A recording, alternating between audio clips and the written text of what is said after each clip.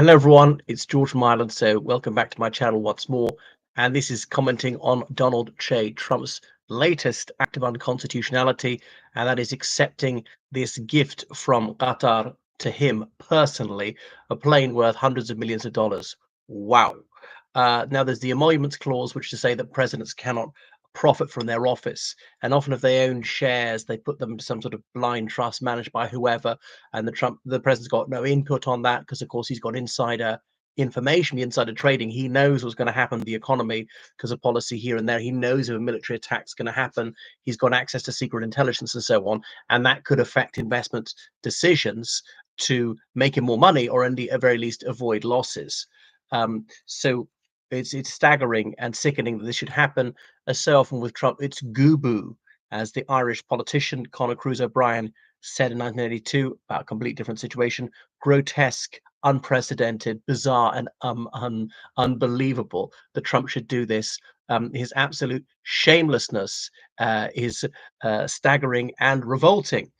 So it's a new low in unethical conduct for a US president. I mean, I know they've engaged in acts of war criminality and been more than complicit in genocide abroad in Indonesia and Bangladesh and so forth. But to break their domestic law on this scale, well, that's probably something new. I mean, maybe, I don't know, warrantless wiretapping, there's some arguable legality, but there's really none to this because they don't do these things discreetly in the Middle East. It's a bribe. Just like when his first presidential term, some of these Middle Eastern countries, for their diplomatic receptions, they would start hiring out ballrooms in Trump hotels, which they'd never done before, precisely because the money was going to him. Okay, and Trump is not a man known for his subtlety.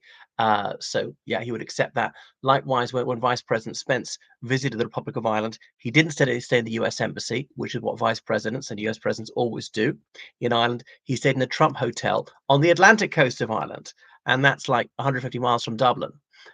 So really inconvenient, just to bring more Trump money to Trump, because of course with him are staying dozens of Secret Service agents, other personnel, and so on. So this a luxury jet is going to be used for Air Force One. And how do we know it's not got listening devices or something for espionage for the Qataris or elsewhere? Yeah, a president. He would say he'd be imbecilic if he didn't accept it, right? So the Qataris are saying, well, it's not a present. We're just allowing him to use it for a while, for some unspecified periods of time. So President Trump said the Qataris have assisted the United States in terms of security. Well, is that true? I mean, they're very much into multipolarity. They've got a cozy relationship with Iran. Trump's, I'm sure, too stupid and ignorant to realize that. They've got a fractious relationship with Saudi Arabia. They're the main bankroller of Hamas, who Trump thinks is the root of all evil, and so forth. So they had to play off their neighbors against them. They've got very cordial relations with Turkey. They're Turkish troops there, which is one of the reasons why the Saudi Arabians haven't invaded them. So yeah, it's a breach of the emoluments clause. So the president can't accept these gifts from foreign governments, because if it's not corruption, at very least had the appearance of corruption. The idea that he's somehow indebted to them morally. I know Trump doesn't do morality or paying off his debts. So if the Qataris thought they're going to get something in return, they may be sorely mistaken. Wow. So now the Democrats have obviously savaged him with this. They've been disappointingly and uncharacteristically quiet Democrats, but you see, this is a very easy target for them. That's an open goal. Now, even Ben Shapiro, who's normally a Trumpist renter quote, even he has denounced what Trump has done. Okay, right. So even people who are real Trumpites like Laura Loomer, she said that it's dishonorable, which it certainly is. So is this accepted in consonance with the law? I'm not so sure.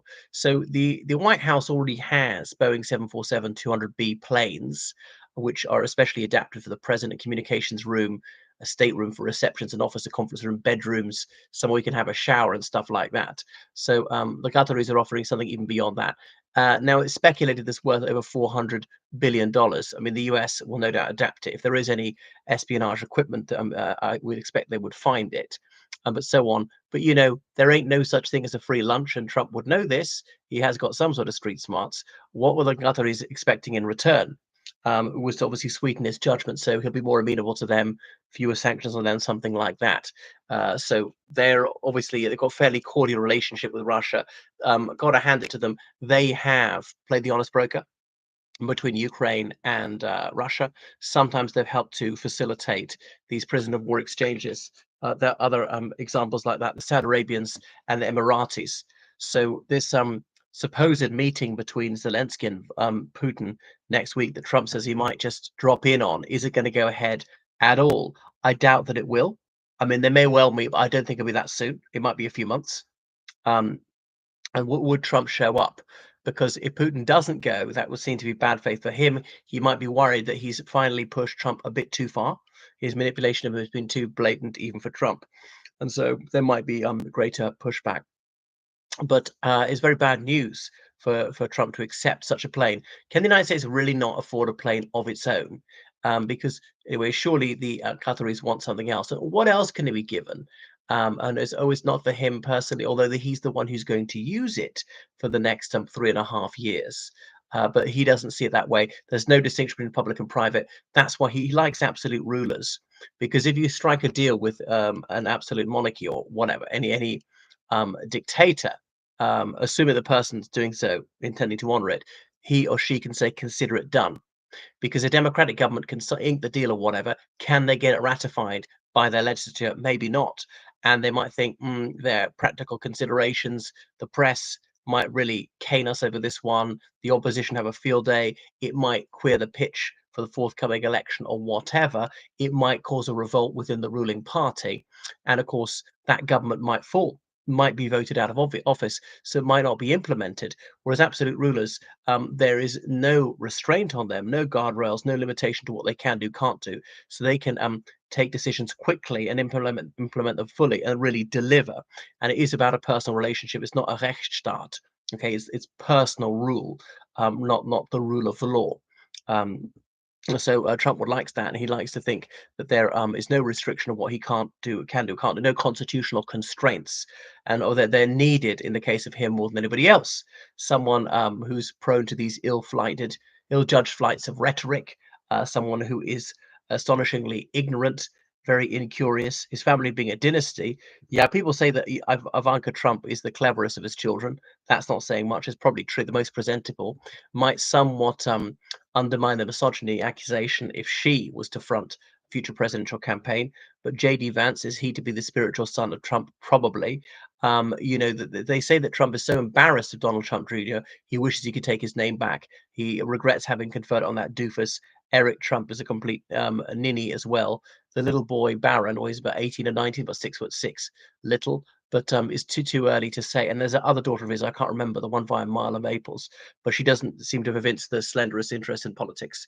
All right, thank you for watching my channel. Make sure you subscribe on Patreon, donate PayPal, georgecallahan7@gmail.com. Toodaloo.